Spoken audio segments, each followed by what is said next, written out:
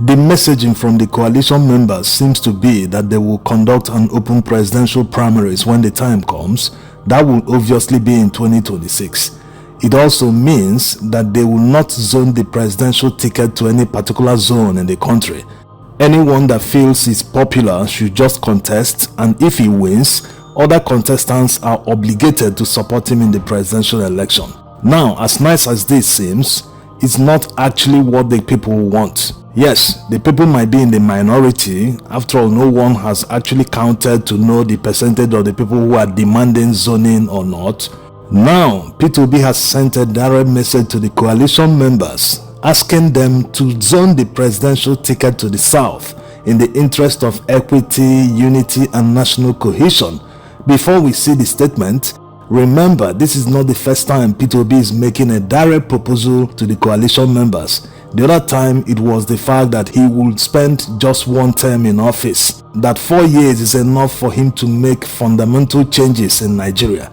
Many people doubted this when P2B said this, but going by what the former governor of Lagos State, Lateef Jakonde, did in Lagos in just one term, you know that this is very, very possible. A serious leader can show the direction, he can stamp his foot on the ground and do the job, and he will get serious results. Another example is what is happening in Abia State. Under the current governor, Alex Otti, you can see all the works he's been doing in Abia State. In fact, many parts of Abia State, especially Aba, the commercial capital of Abia State, have become unrecognizable compared to how these places looked like a few years ago.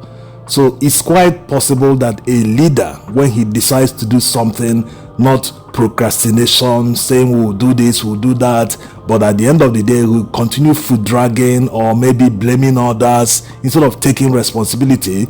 All these are achievable under a very short time.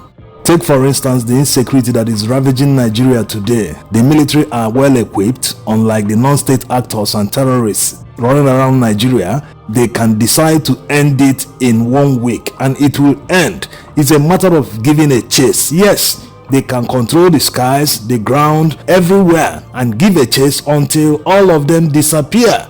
Yes, but they don't want to give a chase. They don't want the insecurity to end, because maybe if it ends, all the security votes will also end. Now, let's hear what P2B said. P2B spoke in Ilorin at the second annual colloquium of Associate Professor Abdulmumin Yinka Aja. He was represented by the National Coordinator of Obedience Movement, Dr. Tanko Yunusa. He said, "Why should we have a northerner again when we can easily allow the South to complete their tenure to promote unity and cohesiveness? Afterwards, our northern brothers can take up their 8 years. We are urging this coalition to cede the presidential ticket to the South and let us finish this matter. I urge the coalition to seize this opportunity and avoid repeating the kind of political error that led to the late Moshood Abiola debacle." Obi has already stated that he will contest in 2027, whether we get the coalition ticket or not. So we are not even contemplating whether or not he will run. But when we get to that level, the platform will be revealed. Considering the fact that Yunusa Tanko is an insider, also doubles as the national coordinator of the Obedient Movement, so he knows what he's saying, and he must be saying this with the permission of P2B himself. So you can as well take it as Obi already has another party that he will use their platform in 2027. So it's not as if he's depending completely on the ADC and the coalition. No, it's just to fulfill obligations like we analyzed the other time, so as not to give people talking points when the time comes. They will now turn around and start blaming P2B for not joining the coalition, for making them lose the election in 2027. Also for aiding Tinubu to win. Yes, they will use these talking points when the time comes, but right now they are expected to do the right thing, to zone the ticket to the South. They are all playing ostrich, saying, it's an open presidential primaries, let anyone that feels is popular contest, and all other contestants must support the person where he wins. You see, even without Atiku Abubakar hijacking the presidential primaries of the ADC, even without him spending dollars to buy delegates or even influence direct voters to vote for him, you cannot match them in this circumstance. Yes, anyone from the South cannot match them, no matter how popular the person is. This is simply because most of them in the North, they vote based on religion and ethnicity. Yes, even people who are campaigning for the North or Atiku Abubakar can attest to this. They keep saying the North will not vote for Peter Obi. That's the problem there. When you are saying they won't vote for a Southerner, is it a Southerner that will vote for a Northerner? Yes, we are not yet serious if people keep making this kind of argument. If you truly believe you want to save Nigerians from APC, why not use the opposition as someone who understands? You understand there must be zoning. You understand that there should be equity, fairness, and justice as the foundation for any political party. If you understand all these, why not use your position to introduce the Southern candidate to your people? Yes, campaign for that person, despite the fact that the person is a Southerner. Campaign for him in the North so that people can vote for him. Yes, stop telling Nigerians that a Northerner will not vote a Southerner. Are we not in one country? Why will a Northerner not vote for a Southerner? Is it out of hatred, or is it out of the fact that he doesn't know the person, he can't identify with him? Or you cannot market the person to your people. You cannot tell the people, this is what this man is doing. This man is a nice person. This is what he has done in the past.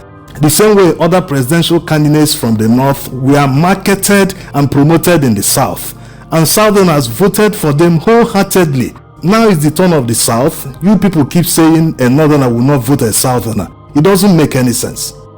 So since you now understand their voting pattern, in any delegate election, especially primaries at the party level, they will gang up against you because they have more delegates. Constitutionally, they have more states. So that means more delegates, more people to vote for their candidate, assuming they are promoting a candidate. Yes, that's why they even brag about it. Most northern candidates, they will tell you without the North voting for this person, the person will not win, this, that.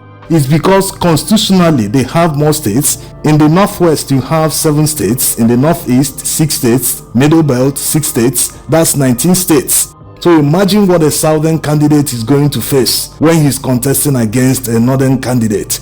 He's coming with 17 states against 19 states. So it's never a fair contest. This was why the founding fathers of many parties, especially the PDP in 1999, introduced zoning of political offices so that Southerners will stand a chance in any presidential primaries. Without zoning, Northerners will dominate. They will tell you go to the field, go to primaries, contest. They already know that constitutionally they have more delegates because they have more states. It's as simple as that.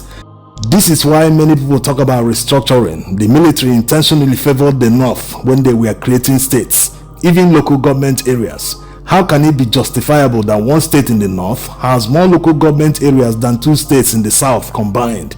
It doesn't make any sense. Even if you go by population, it can never be justifiable.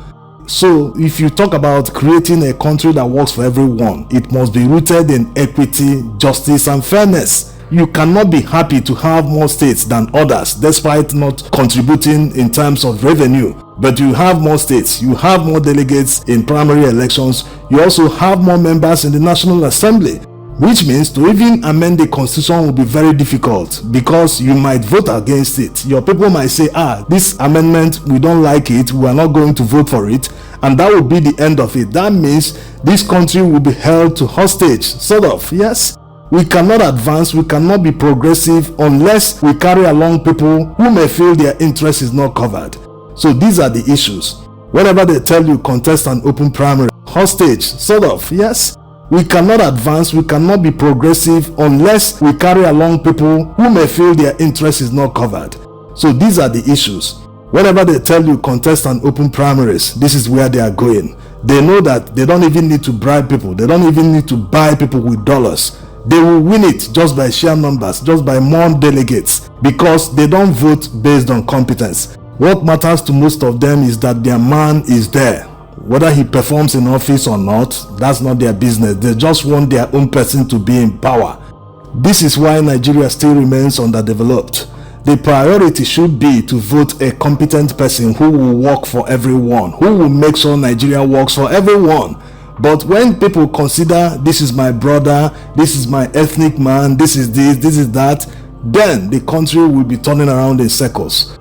So there's still enough time for the coalition members to do the right thing before 2026. People don't need to mount pressure on them for them to do something that is simply common sense. Yes, there is hope that they will do the right thing. The likes of El-Rufai, who is reasonable, he also has an axe to grind with Tinubu and APC, so he wouldn't be in such a coalition and allow them to do the wrong thing that will lead to failure. Yes, he wants to prove to APC that the North will vote against them. So are they going to back a Northerner? It will never fly in the South. If people even come out to vote in the South, a greater percentage of them will vote Tinubu, yes, despite the fact that they don't love him. That's the reality. All they need to justify voting him is just the fact that, why do these Northerners want to take our turn? That feeling of injustice, I won't allow this. Whether the person is competent or not, I'm not going to vote a Northerner. It is the turn of the South.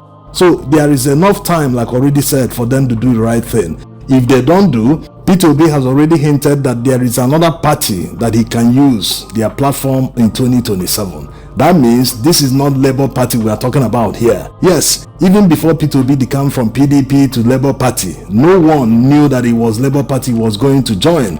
Before he joined, many were already speculating that he wouldn't get the ticket in the PDP. But many people didn't know that he was going to be Labour Party. Right now, he's hinting about another party. Which party is that going to be? That's his joker. Because he keeps saying that he must be on the ballot.